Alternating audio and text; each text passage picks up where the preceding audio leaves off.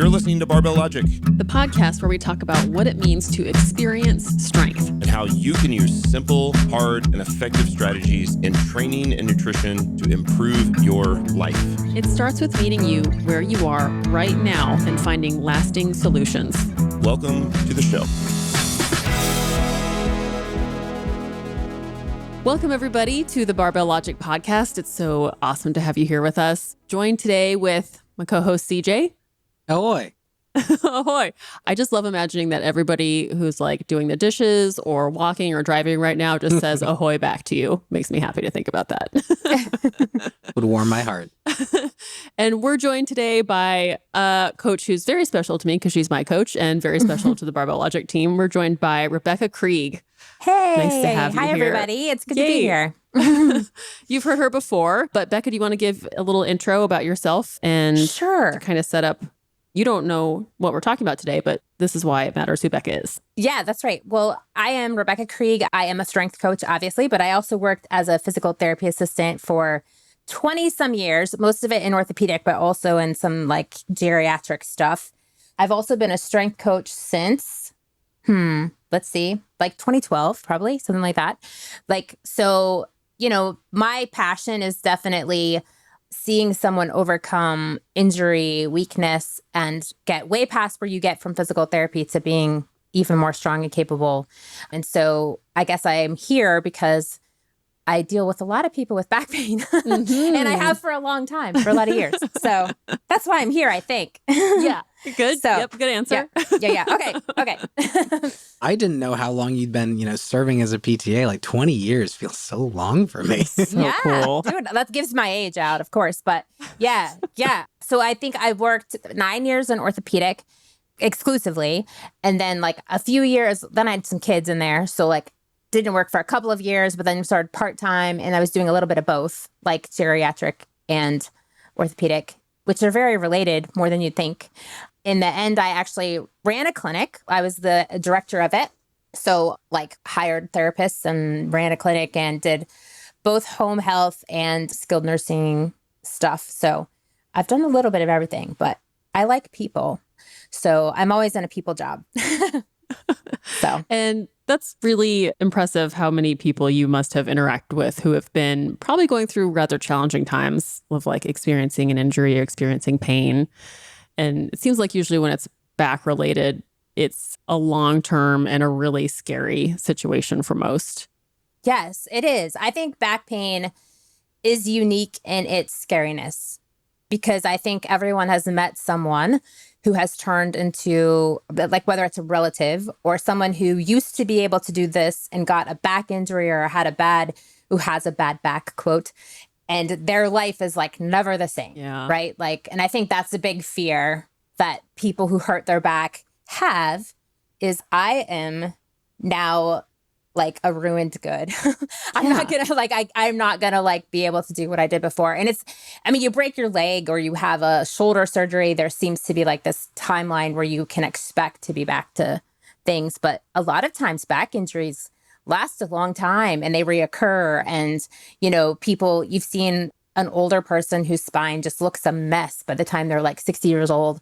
And it can be scary because it can feel like all my life as I knew it is over. That's definitely feelings that people who have back pain have, I think. And I think that's one of the reasons. And not only that, but back pain is very common. Right. I think I've seen statistics, 50 to 60% of people will experience back pain in their lifetime. So it's a common injury, but it definitely can be a scary one.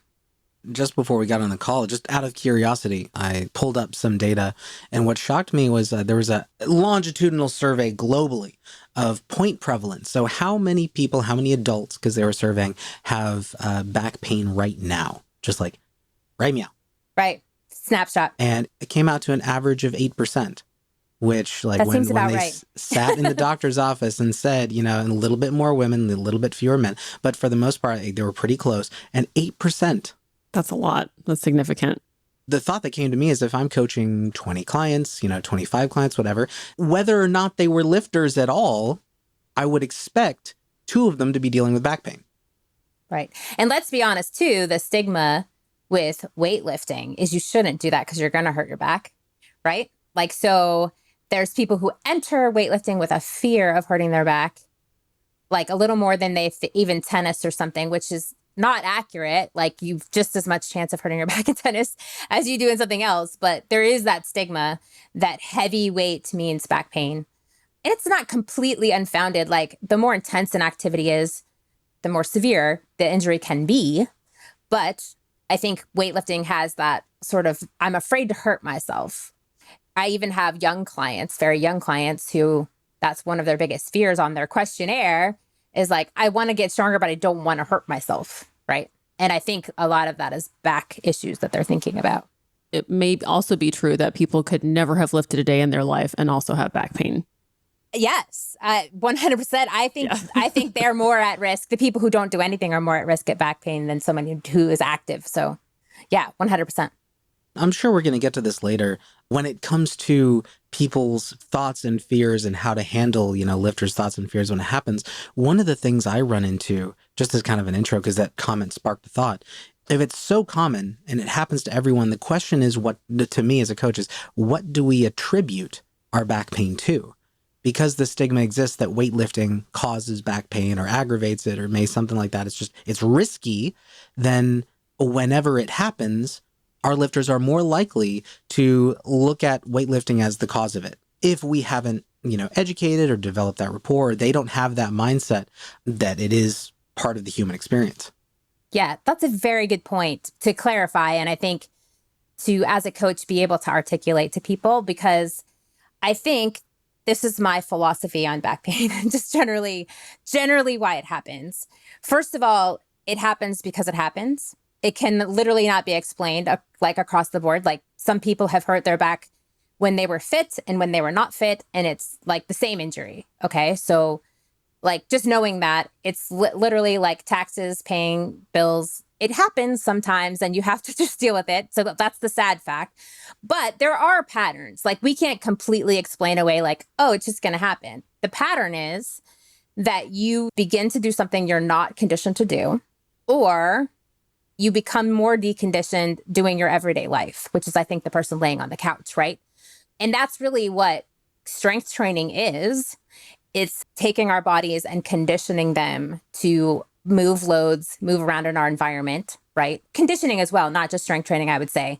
But there is a pattern that when you talk to someone who's having an incidence of back pain, they have either done something they're not conditioned to do or have done something very aggressive. Like back pain is common in football, right? Like, because you're hitting someone, like there is increased stress, there is increased load on the spine. So saying that load and things has nothing to do with whether or not you're going to injure your back is not really truthful either. However, if you're training and, developing something over time, that can be done extremely safely, which we all know because we've seen people who have had back pain who start strength training and their back pain goes away, like they don't have it anymore. So I think back pain happens for a couple of reasons. First of all, because someone has done something they're deconditioned for, or they've become more deconditioned to do things they used to do. And that's what happens with like work, right? Like somebody who works 12-hour shifts and is having more trouble staying on their feet for 12 hours, or they deliver packages and all of a sudden, like, my back is starting to hurt on these shifts that I'm working. But when they come home on the weekends, they lay around all weekend and don't do anything. And so over years and years, they become like less conditioned than they were when they started their job. The other side of it is that the spine, as compared to other joints in our body, is extremely complex, like extremely complex. The thing that's awesome about it is it has such a capacity for strength and mobility all at the same time compared to any other joint. Everything we do is either transmitting force through our spine or our spine is acting as decompression for whatever activity we're throwing at it. And if you think of the neck, the upper back, the low back, the rib cage, all of that is working together. Do you know how many muscles that is that are working together? It's like really each little vertebrae, and I've had these out looking at them all day, but each little vertebrae is like a marionette as far as how many muscles are attached to it, right? Like a puppet. I mean, it really is like each little segment can move and turn in different directions. And every facet on each vertebrae has a teeny little muscle attached to it, let alone our big, strong back muscles that are attached to our whole spine. So the incidence of injury is just higher because we have so many pieces that are working together to make our spine operate. So I think just the complexity of that and the fact that our spine doesn't get a break, whether we're sitting, standing, moving something, like it's a workhorse, like it's just going to get injured sometimes. So I think like when you're talking to your clients and if they're afraid of getting injured or if they're already injured, I think the message needs to be, let's take the way you move right now and let's make it better. Let's make your muscles stronger, more better capable of holding your back in good position. And let's work you through this. Your spine, while it can get injured, is remarkably strong as well. It doesn't break easily. It can withstand a lot and it can heal like a lot. So I think, the scariness of it is how debilitating it feels when your back hurts. But it just like anything else. I mean, if your wrist hurts, you just don't use your wrist, right? But if your spine hurts, you can't not use your spine. It's a little important. It is, right? And that's what makes it scary because you're like, I feel like I can't do anything. I'm in pain no matter what I do. Like getting out of bed, getting into the car, getting out of the car, trying to hold my kid, trying to do the dishes. Like everything hurts. So that's why, and that emotional impact of how devastating it feels becomes intertwined with it too. So that's really hard to unpack. Yeah. Yeah, I've picked up a really cool learning from you and from learning more about back pain is it's not like you just said an acute something like you hurt your wrist. It is a pattern before. There's a moment where it kind of really gets your attention and then there's a pattern after. And I think we try to look to the pattern before to learn a lot. That's something that's really important. Like, okay, it can influence the pattern afterward, but the pattern afterward has a lot to do with mindset in addition to what kind of interventions you implement. But in order to kind of train the fear, you have to kind of learn a new pattern of what you do in response to an onset of pain. And so pattern is the word that keeps coming to mind whenever I think about back pain as pattern before, pattern after, and it kind of helps you take it away from this one big scary moment. Right. Because of some of the theories of pain, some people try to say like, there's no injury, right? There's not really an injury. It's just pain. It's not injured or not injured, which I'm not sure I totally love that mindset. Like there's something to that mindset because it is like, if you feel you're injured, that psychology, like, oh no, I'm injured, devastation. What am I going to do? That sort of sentiment, that psychological impact is huge. Yeah. And it is not to be underestimated. Like, and all the people I've ever worked with, and I'm sure, I mean, it must be hundreds of people with back pain that I've worked with in my time as PT in this. There's a mindset that, especially someone with chronic back pain develops. Sometimes I feel like it's life stress starts the back pain and then it becomes a cycle because it is in how you approach it. However, there mechanical issues, there's a lot of things that can mechanically be wrong with your back, right? So you can't just like brush it under, like it's in your mind. Don't think about it. If you've injured your back, it's more easy to injure your back again because it's held together with ligaments and you overstretch those or you have a disc issue. Like there's a million things. It is easier to re-injure your back than it is to keep it healthy. It takes more work to keep it healthy. And so, to say there's no injury mechanism is a little bit of an oversimplification in my mind. I feel like it's both, right? Like it's both things. But I've seen a guy whose wife is in the hospital. He comes in to me and I'm working with him 3 days a week and his back is like a mess, like so tight, can barely move.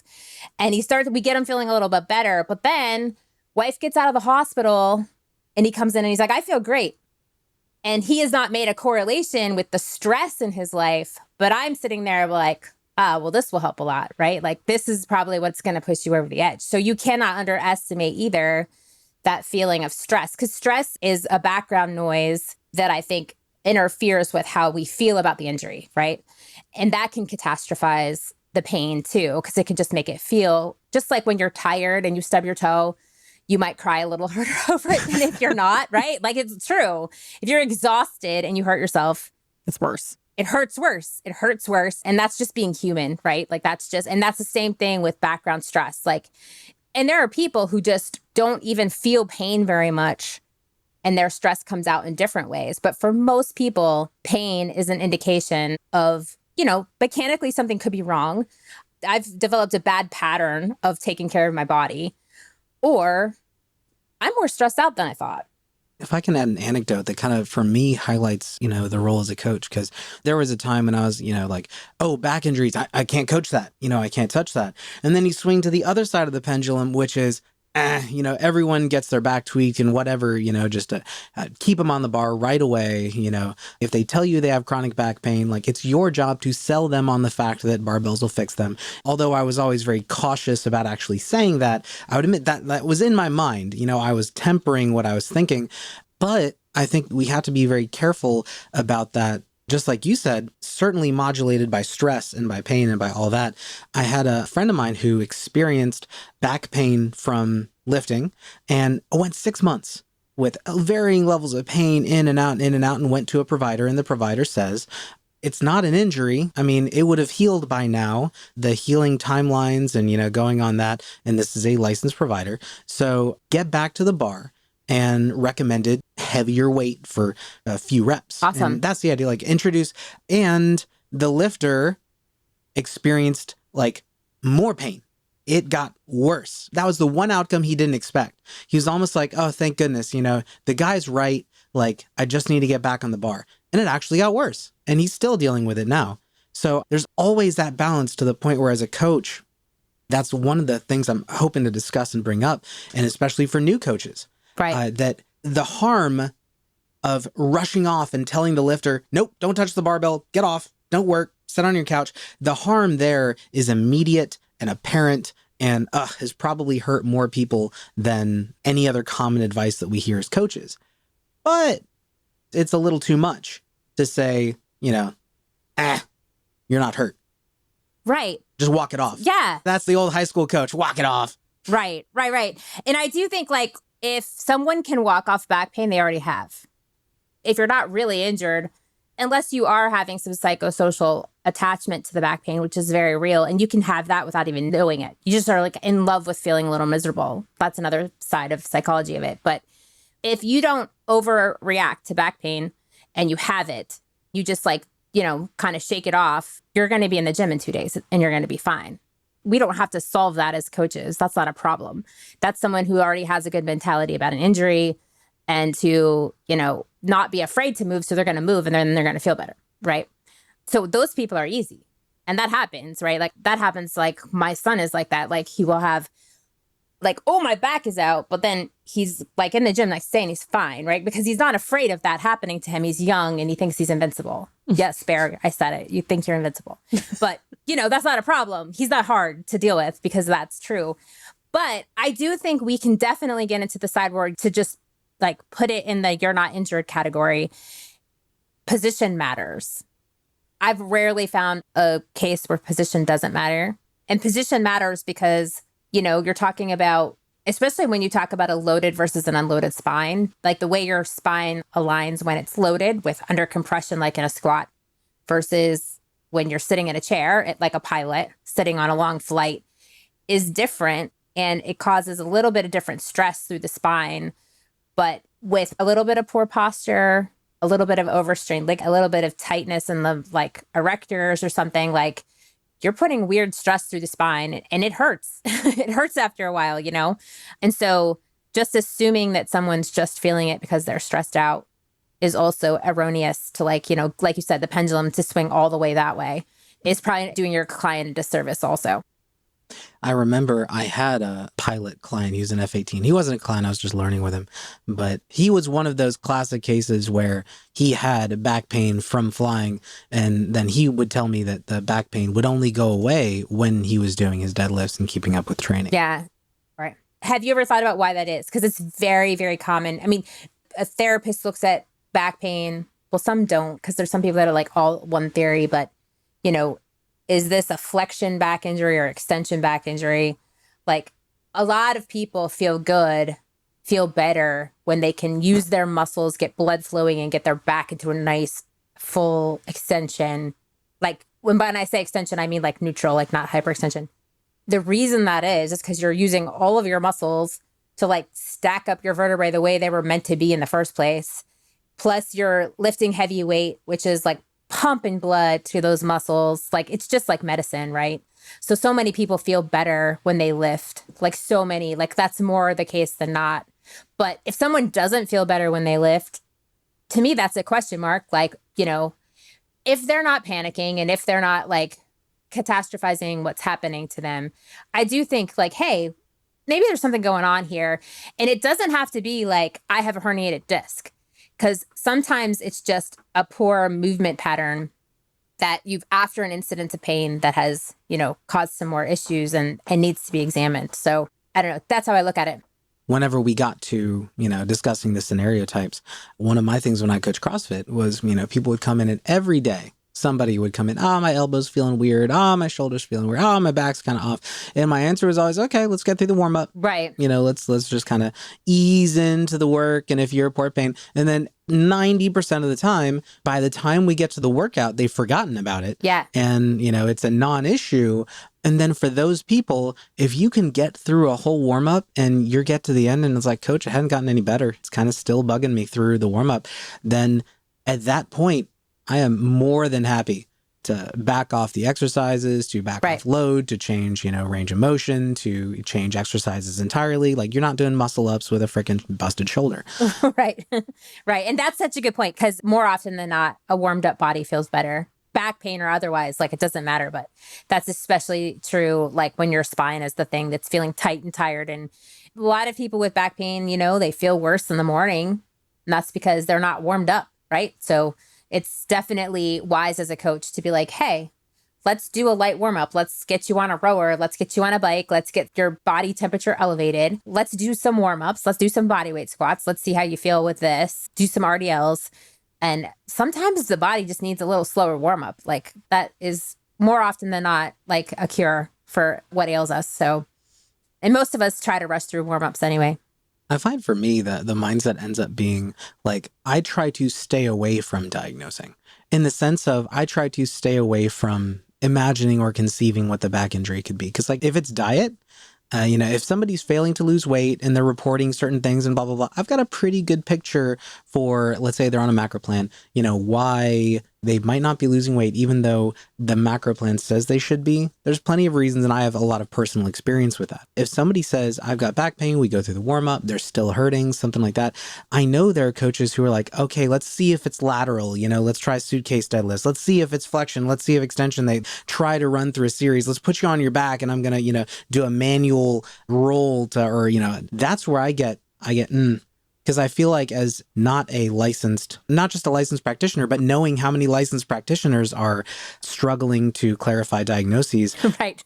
Yeah. I'm like, I am more likely to trick myself into imagining a diagnosis or a cause than I am to actually find a cause. Because if there is a mechanical cause, I don't even know what I could do about it. Exactly. I think that's very smart. And I think you don't need to, right? Like most of the time, because back pain happens at such a high incidence rate, you don't need to know why the person's back hurts. You need to reassure them that this can happen and it's okay. And I'm your coach. I'm going to help guide you through some adaptations. We're not here to kill you or make you feel terrible. We're going to do things that are safe for your back and take them through, what is a nice warm up, simple progression and see what they can do, because we know movement helps almost all the time.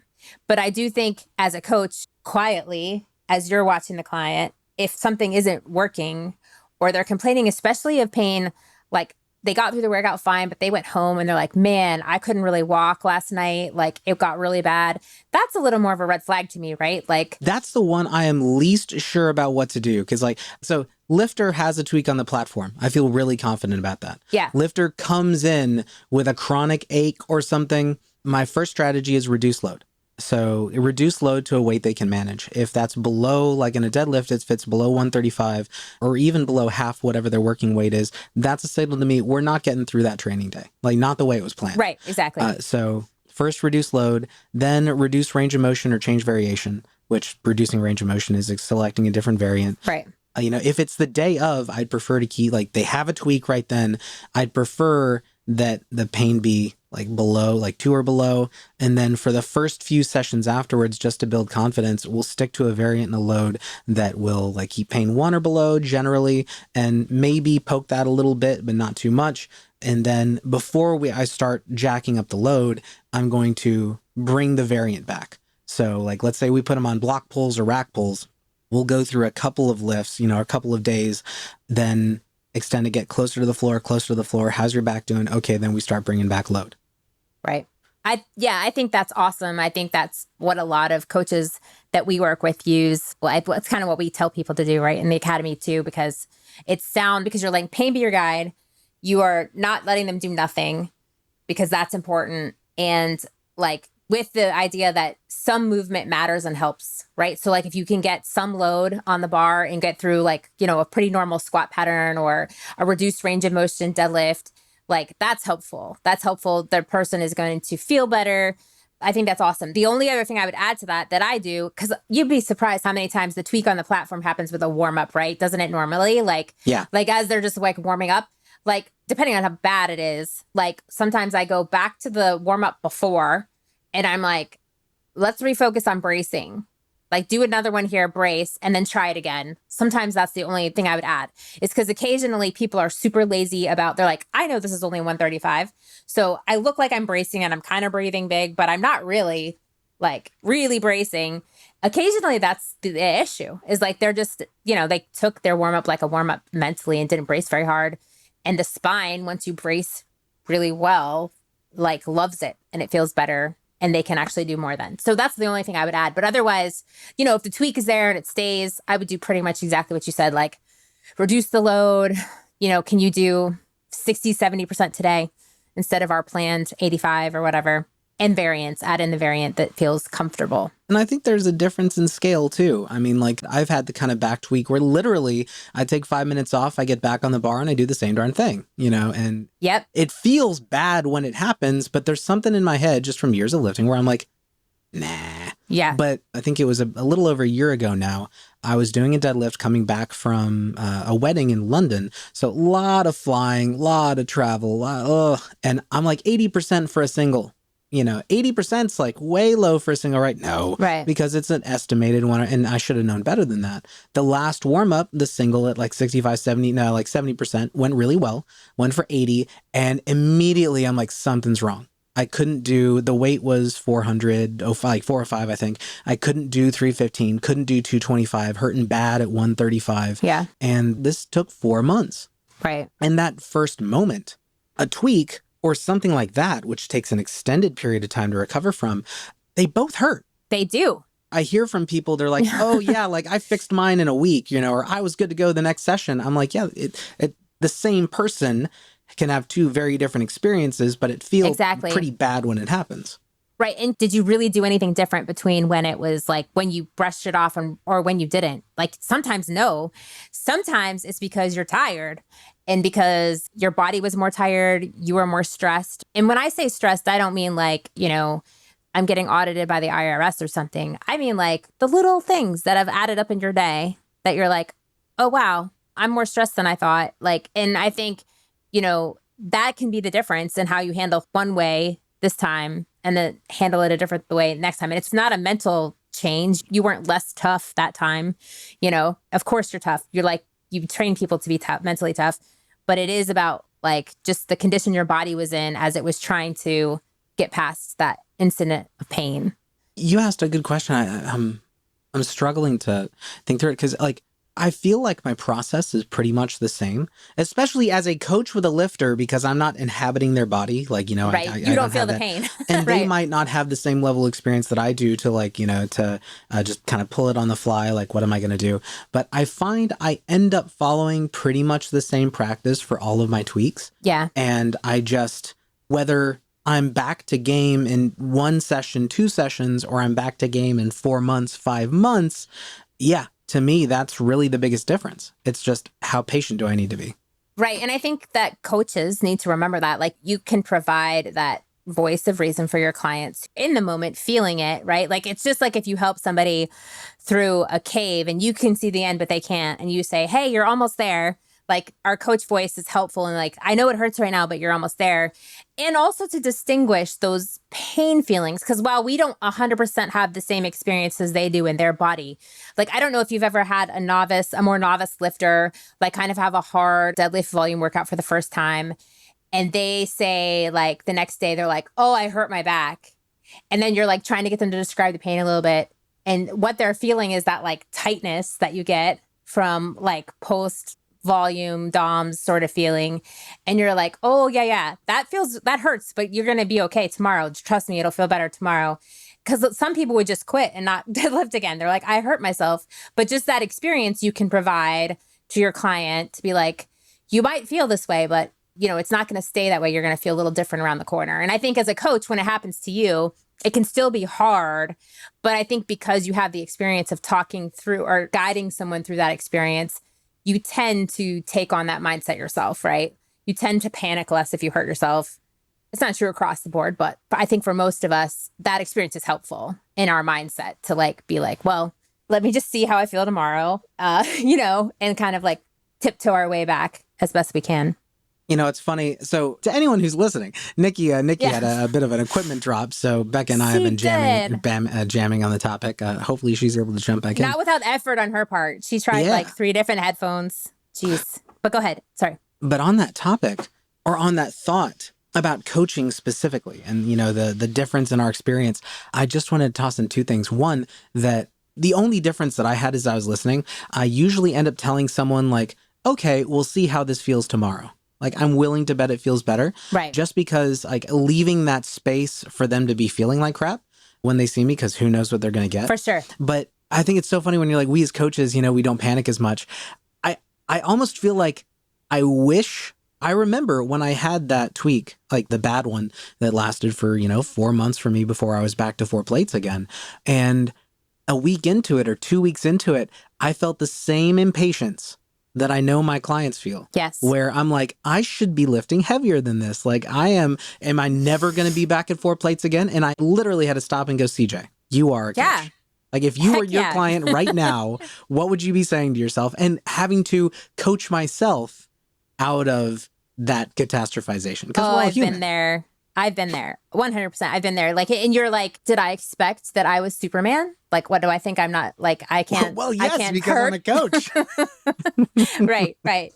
I know it's terrible. But I think that's another thing that makes back pain feel terrible. And it's so easy for like every little, ooh, I'm not going to be able to lift today. I felt that. Like, you're moving something around the car or whatever, and you're like, oh. And so I think having that conversation with our clients, like, I don't know when you're going to feel better, but you are. And you just need to like know that not everything is bad. Right. But I do think too, like, I also always have the conversation with my client. Like, if it does hurt, I want to know. Like, don't feel bad that you're telling me about every tweak and whatever. For most people, I say that because I don't want them to like hurt and not tell me and I not make any adaptation to their program. And then it just keeps getting worse. Right. So I do try to tell people like, it's okay. Tell me if it's not a big deal, we're not going to make a big deal out of it, but just let me know, like, that you don't feel perfect. It's okay. Right. My communication approach on that one is like, if I feel like somebody isn't telling me something, I'll joke like, would you joke with your spouse, with your kids? Would you be like, I'm old.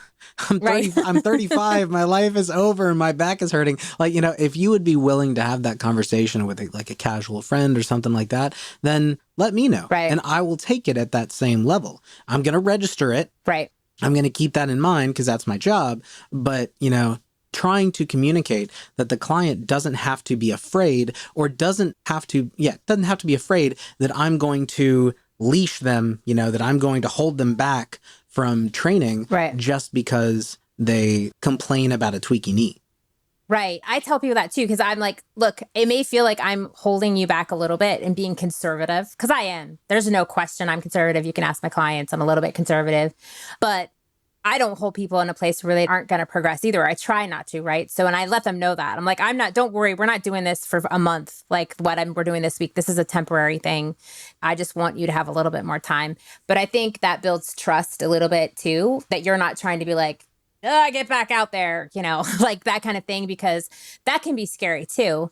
If your coach just expects, and you could feel like I'm failing because I'm not gutting this out, right? You don't want your client to feel like that either, And there's times where you're like, suck it up. It's just going to be sore or go. I've definitely had that conversation with people. But, I have a gal now who has an annular tear in her disc. And that is a legit, painful, long thing that she's walking through.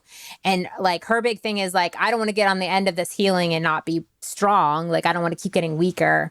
So we're doing what she can, but it's a very slow, long process. But she's been very great about communicating, and she's tough. Like, she's as tough as any athlete I've ever coached. And she's not an athlete. Like, she would tell you that. Like, she's like just a person who wants to have a capable body, but like she deals with the pain amazingly. Like, she doesn't miss workouts. She does what she can, but she can feel like a failure if things are too, like, it doesn't feel like you've gotten anywhere, right? Like, we all feel that. And I think that's what we feel as coaches is like, how come I'm not doing any better than I should? I feel like I should be.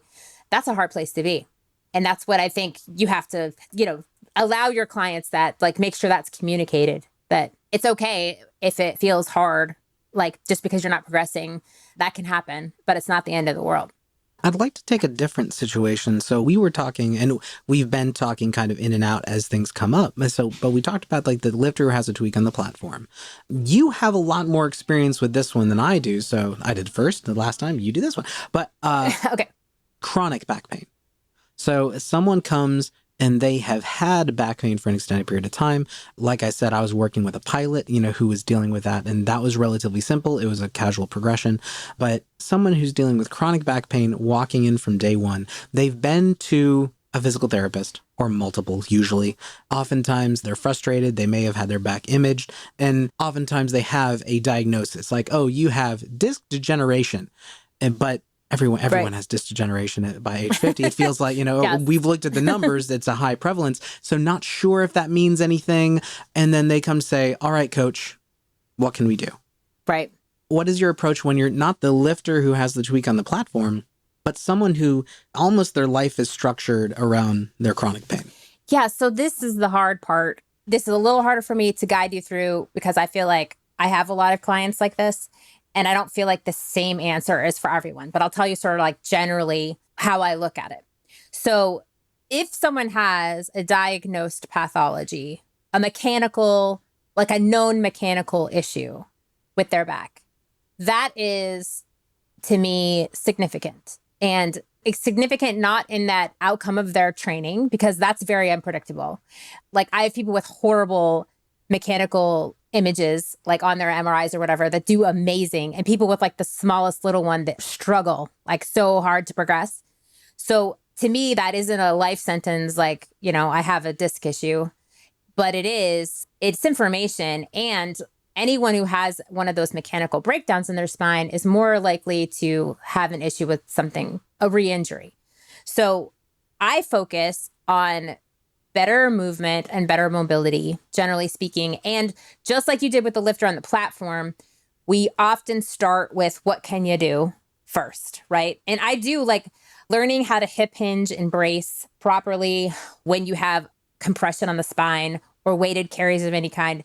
That to me is the foundation of everything, because even if you're gonna have back pain, normally you can become more functional with your back pain. And if I have somebody who's super, super chronic, and I have a guy like that right now, horrible back, just like he's an athlete. He's done a lot of crazy things in his life and he's not that old, but like he has terrible images, like scary ones. Like you're like, and ridiculous symptoms that we keep an eye on. But like our goal is for him to just like keep the baseline of hurting. So like he doesn't not hurt. He just keeps the same baseline of hurting, but becomes more functional. So he squats more, he deadlifts more. We start with the progressions. We see what he can do. We slowly load it. But I do that with an extreme emphasis on a proper brace, because his best bet is to get his spine lined up as best as we can. And that means his rib cage position, his lumbar thoracic, not hyperextended, like a good position for him, like that's loadable, that he feels the least amount discomfort, no radiculopathy. And we build up from there. So that's generally what I do with someone who's like very debilitated. But there's definitely people who get the diagnosis, or even who don't have a diagnosis, but have just been like battling back pain for a long time, that there's some psychological things to work through, not in a like, I'm going to fix your life like a psychologist kind of way, but in how they approach training, right? And like just how they look at it. And so sometimes I feel like my job is to be the cheerleader and be the person who's like, you can do this, and we're going to start baby step, and you're going to be more confident, and you're going to understand, I'm not going to hurt myself. I can do a little bit more. Like that whole mindset. And so that is hugely empowering as well, because as soon as someone believes they're not going to hurt themselves, all of a sudden the psychological aspect of the pain isn't as scary. You've taken away the fear. They begin to trust you. And then they can deadlift 405, right? Like before they know it, they're like, oh my gosh, I'm deadlifting 405. And I used to not be able to pull 220 off the floor without like extreme back pain for 3 days. So sometimes it's just improving the movement pattern enough that they feel good, they load better. And I do think one of the things we have to realize when we are teaching someone the barbell lifts in particular, because it's not a machine, they have to use their body to put everything in good alignment. You have to, right? So if you're not doing that very well, or you're only doing it semi-adequately, then improving your movement just a little bit or improving your mobility just a little bit can make a big difference. And when you start back at level 0 with a better movement pattern, you progress past where you were before. So that's not always a popular idea. Like, I feel like there's a lot of coaches who think like, that's a bunch of like, you're being too cautious or something like that. But to me, I'm telling you, it works. Like, it helps almost everybody because people get afraid of movement patterns too. Like, they're afraid of it. You can see them kind of like tense up or move out of it. Like if they're even doing an RDL, like they get the bar to their knee and they will not push their hips back. They're afraid to like totally hip hinge the whole way. So like if you're not going to hip hinge on an RDL, you're not going to pull a deadlift off the floor very well, right? So to me, I break it down that slow and we work on making them feel confident doing that. And once they feel confident, then they don't care about putting more weight on the bar. They're happy to do that, So that's my general approach, but it definitely depends on what that pathology says. And so I think that's where we get into those red flags, right? As coaches, like if you've tried those modifications we talked about with the lifter on the platform who has the back tweak, with someone even who came into you with back pain and you've tried progressing slowly through those and nothing's kind of working, like sometimes that's a refer out thing. And maybe they don't do the basic forward lifts. Maybe they strength train some other way, just like you would with an older person who has a very degenerated spine. You're probably not going to have them squat to depth, right? Or below parallel anyway. Have them squat to a chair. It's okay to make that kind of adaptation until someone feels well, right? So if I can summarize what I captured from there, just in general, the first thing I heard was there's almost a conservatism, but also you mentioned the cheerleading, the push from behind, that what feels conservative to you as a coach and what other coaches may be like, that's, drive them harder. That's between you and your client. Right. And the fact is, from their perspective, especially if they've lived with this for quite some time, what feels too conservative for you or very conservative might actually be for them the most movement they've done in quite some time. Right. I think that's true. And I think that is where they're like, okay, I might be able to do this, right? Like, I'm not afraid that you're going to make me do something I'm not able to do. Another thing I heard was broadening your movement palette. You mentioned like weighted walks, weighted carries. The things that aggravate pain in the deadlift, and this is something I've noticed as well, is that there's different pieces to it. When my back got jacked up for 4 months, I learned just experimenting with different things that hip hinging was painful. It can be. No matter whether I was in flexion, whether I was in extension, but weighted carries were not at all. Right. The axial loading of a weighted carry was not a problem. So farmer's walks, yoke walks. And there are people that present otherwise. Exactly. There's people that present completely opposite, and any axial loading is painful, but hip hinging feels amazing. I think that's like when you talk about a loaded spine that's injured, like it's good to kind of observe that, like which is better. I'm a trap bar deadlift fan myself for my back people too, because I feel like, and I have people set up as squatty as possible, like as far away from the traditional deadlift setup, and just like so that their spine is more vertical. Like I have a guy who I've worked with for 10 years who has a disc issue and his bulge is in a terrible place for hip hinging. Like, and I've seen it on an MRI, like it's just in the front. It's not in a normal place where people bulge discs, and he can flare it up really easily. And that's how he has to deadlift. Like we just don't even try the other kind because he can do that pain-free and, put hundreds of pounds on it and he feels good. So, but I am a fan of that too. Like, don't be stuck to my client must deadlift right now, because even if they can't do it right now, that doesn't mean they're not going to do it in the future, but they need to find something they can do right now, that they can feel better, move better, that kind of thing. And two, like just trying to get someone to stretch into a hip hinge if that's bothering them, like if it hurts, but you do want to get to the point where you can do that. So doing it without weight. You have to be able to bend over. Like just stretch into it. Yeah. Like, so that's where I'm saying mobility too can be a big issue. There are a ton of people that their back hurts because their hips are so tight. Like they have such tight hips. And it's probably not what you do in the gym. It's probably like everything else they're doing in their life that is beating up their back. But, you know, some people do need stretching. I think that's my opinion. If there was a third thing that I heard, and I think this one's probably like going to be the one where if coaches are going to be like, blah, blah, blah, blah, you know, typing in the YouTube comments, it's your conversation, because never read the comments. It's the line on technique, because the discourse right now is there's a heavy skepticism towards the importance of technique, towards the importance of keeping a neutral spine.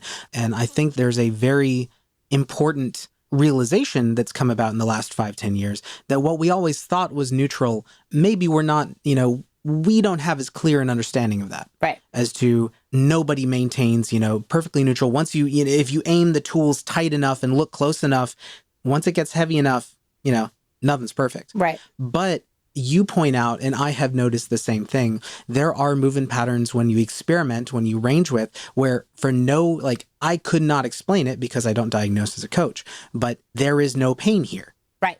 Yes. I think there's, even if there isn't a optimal technique, you know, even if we could throw that out the window, there may be a stone soup value. Anyone who hasn't heard the stones, you know, somebody comes bringing a stone and says, I'll make a great soup. Oh, but it would be even better with your tomatoes. Oh, it would be even better with your carrots. Oh, right. And the next thing you know, they've got a great thing. And they're like, oh, the stone was amazing. Thank you for your contributions. It wasn't the stone at all.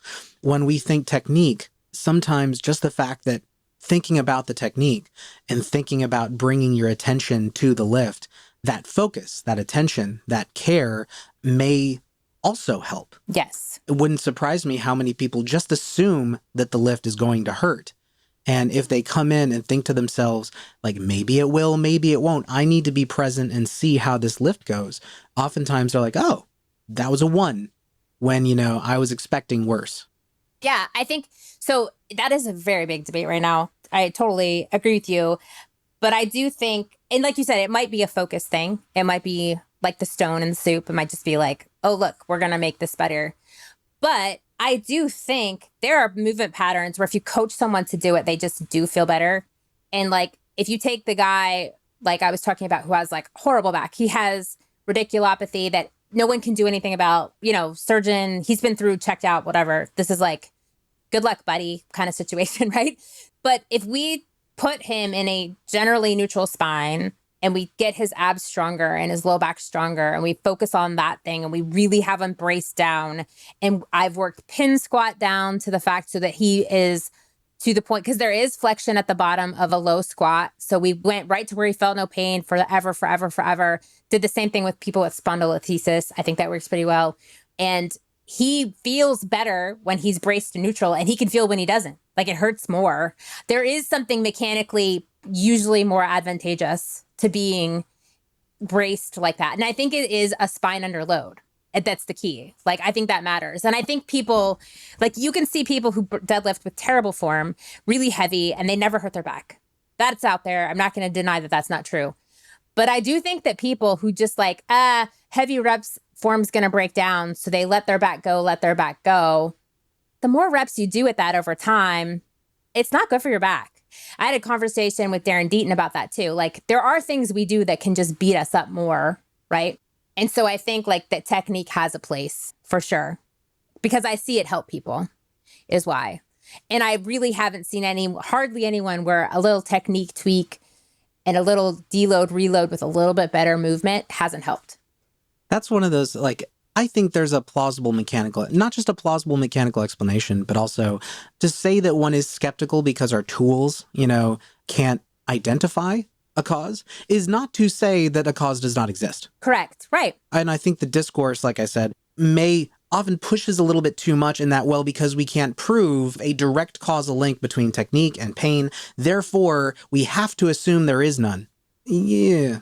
Why do we have to assume that if my lifter is getting better based on these modifications? There's a level of communication that is important. I think 10, 20 years ago, you know, or even 5 years ago, there was a habit of saying, oh, if you do this, you're going to snap your back. Hell, I've posted videos on my own Instagram of me deadlifting just fine, thank you. And, you know, people coming on and saying, like, you're going to snap your back in two, that kind of thing. That language is as catastrophizing as telling someone who has a back tweak, oh, get off the bar, don't touch it. Right. But I think we as coaches can navigate that space and still experiment with movement that feels better.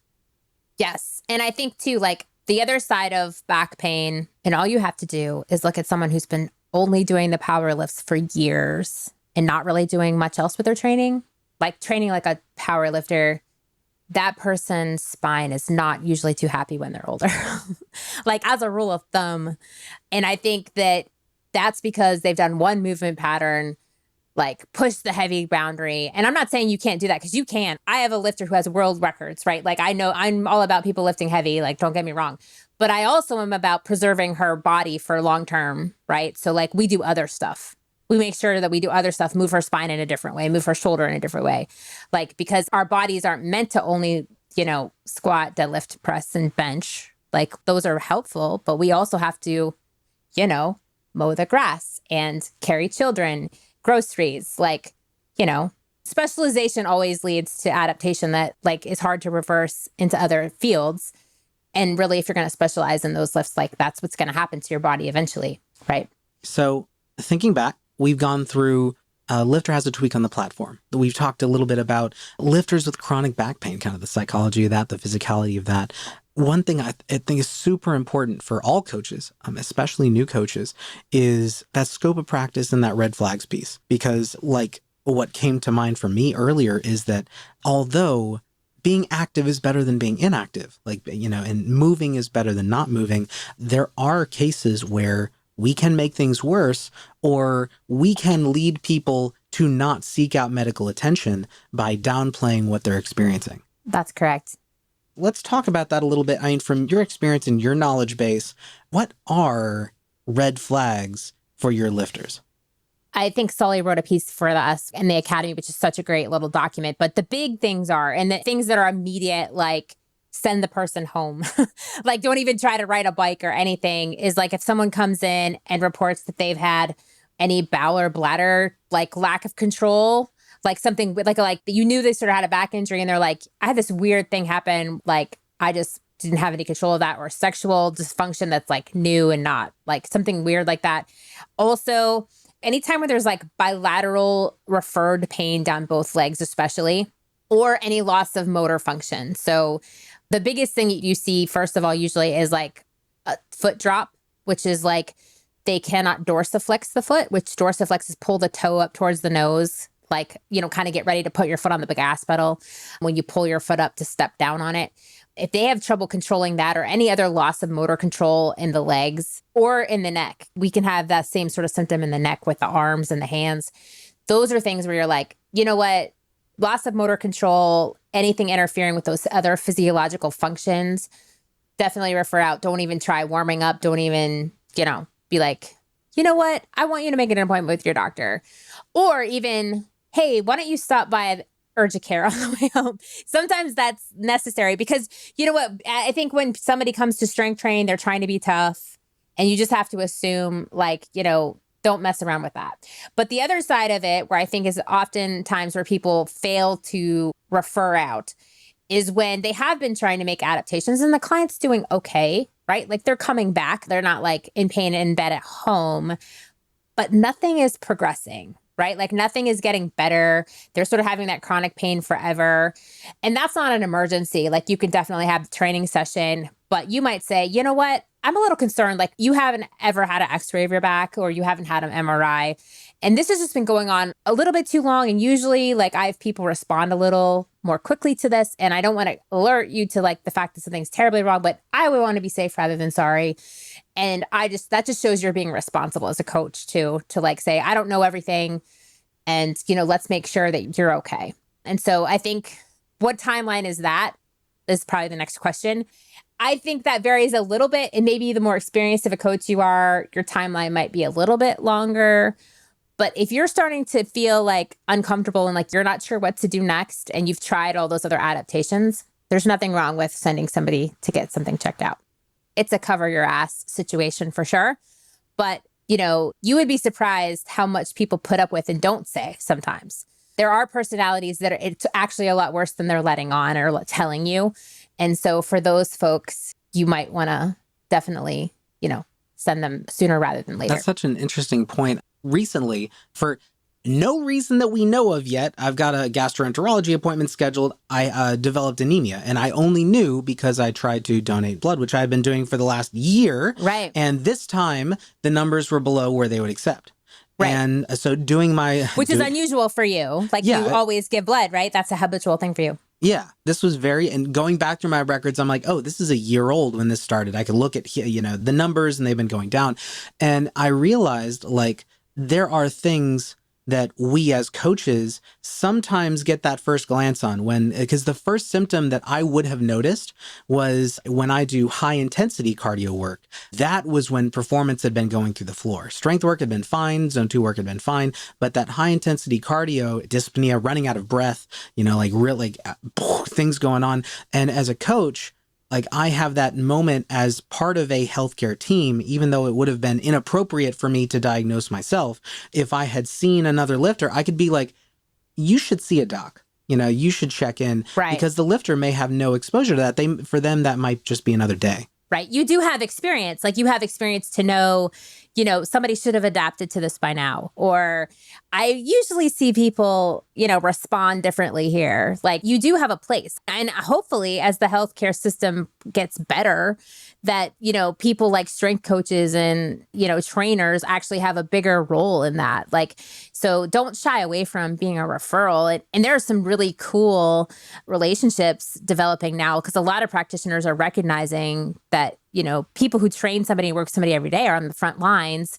And, if they have a concern, there are more clinicians, I think, that are willing to listen to like, yeah, especially if it's somebody in your community and you kind of know them and you can refer back and forth. Like that's a beautiful place to get as a coach, where there's people who kind of know who you are and who you're about and what your experience is. And they trust you when you say, can you check this person out? Because something's up here, So you're getting a follow-up then with... it's just literally I pulled up through Google Scholar looking up, the common diagnoses, the common faults, just because nerdy and curious. And he's my doctor's going down, essentially going down the checklist for likely causes as the same thing, a PT is probably going to do, or a general practitioner is probably going to do if we refer one of our clients to them just to check out. Another thing along that line I just wanted to bring up because I thought about it earlier while you were talking was when we allow our clients or encourage them to test different movements, experiment, and be aware of their pain, be aware of how different movements go, they are better equipped to have that conversation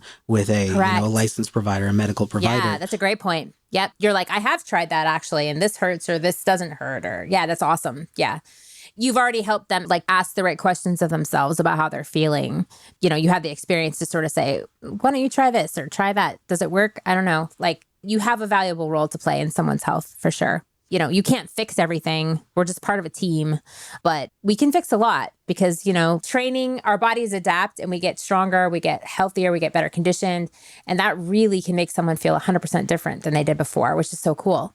Don't be afraid if you see those red flags for sure to refer out. And I think people sometimes hang on too long and don't refer for sure. I had one kind of scenario question for you. This is something I've faced a couple of times, especially in CrossFit, but even sometimes in strength world, where, you make that recommendation for a referral. And for very valid reasons, sometimes healthcare access is not always that great, right? Yes. So for very valid reasons, or just, coach, I'm fine, whatever. You think something is probably wrong, but I'm not going to see a doctor. I'll be fine. Yeah. And there's that spectrum from, okay, if something breaks, it breaks. If he dies, he dies. And then on that other side, there's that when it gets bad enough, first do no harm. There's that like, I don't want to be a part of this train wreck when, if this situation blows, like somebody is experiencing bilateral, radiating pain down the legs, like some of these really red flag symptoms. And they're like, nah, coach, I'm fine. I want to train, or anything else, insert problem here, where you as a coach are like, have you faced that situation, and where do you, as you being a practitioner yourself, where would you sit on that? Yeah, I mean, we face that in the PT clinic too. Like the PT can be like, we're not doing anything else till you see the doctor. Like I've seen that happen because people can be stubborn, or sometimes it is a access to healthcare. That's a valid point. But I've fired someone from Block before because I repeatedly asked them to go see a doctor and they did not. And I was like, I told the administration, I was like, I can't keep coaching this guy because it's not safe. And it was a situation where he was having radicular pain and also going off program, like trying more weight than I wanted him to, like wasn't even listening to my advice as far as like, hey, you probably shouldn't be feeling this way. We should probably, so if you have to fire a client, you have to fire a client. Like, I don't want to see someone get hurt worse on my watch, I guess. But, the same thing with like an eating disorder. I've had a couple young ladies with eating disorders. I'm like, you can't train, if you're not eating. And we had them weigh in the morning. And if they lost weight, I was like, go home until you eat something. And I usually talk with their parents. That was like a young lady situation, but don't be afraid to fire someone too. That's your boundary, right? Like that's your boundary, your own personal boundary. And I know some people try to help people that can't have access to healthcare. Like, like they just can't afford it. And that's hard because you do want to help them. And probably really you're giving them more help than if they were on their own because you have a little bit more experience. So that's tough. And most coaches want to help people. That's why they're in it, right? So that is hard, but I would just tread that very carefully because just make sure you're still staying in your scope, right? Like of what you're asking them to do. And I think it's incredibly important that person is at least willing to stay within your guidelines, right? So that, have them do something that's safe. I've actually advised a coach before a kid had a pretty severe, like heart arrhythmia, and he got the okay from the doc, like in written form. And he also like would not let this kid train by himself. And he wore a heart monitor. Like the coach set up some pretty good boundaries of like, if we're going to train, like I want this and this and this in place so that you're not lifting in your garage by yourself and your heart rate goes bad. You know what I'm saying? So, and got the okay from his parents. So there are a lot of lengths you can go to make sure you've set up some boundaries so that the person is safe. But I definitely think you should be careful with that person who you're trying to give a little more help to than, outside the system sort of situation. That can be a really slippery slope. I really do appreciate you being willing to walk there because so often it's like, oh, just refer out, right. The solution to the coach is presented so often as a general piece of advice that's so easy. And then we hit the track, so to speak. And all of a sudden, oh, this person, I'm probably the best they're going to get. Or maybe like people say, oh, never fire a client, stick with them. You're there to help. Yeah. It's like maybe firing a client, maybe like letting them go or saying, sorry, our boundaries aren't going to align here. That becomes the signal where the client goes, oh, like this actually might be serious. If the coach is going to stop taking my money, they're going to refund me. Like I can't even pay them to shut up. Yeah. Yeah. Then at that point, maybe I should see a doc.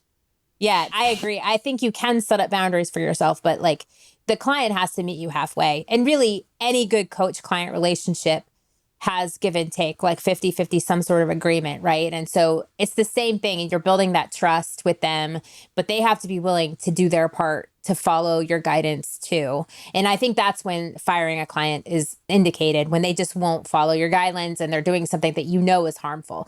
I mean, I have another guy who doesn't follow my guidelines at all, but he just goes for PRs all the time. He's healthy, he's young, that's not a problem. But if someone is like, I'm going to try lifting 405, but I can't feel my leg, you can't let that go on, Yeah. So it's one thing to be off program and it's another thing to do something that's reckless for your health. And so when you're there to try to guide someone, there has to be some give and take a little bit, Yeah.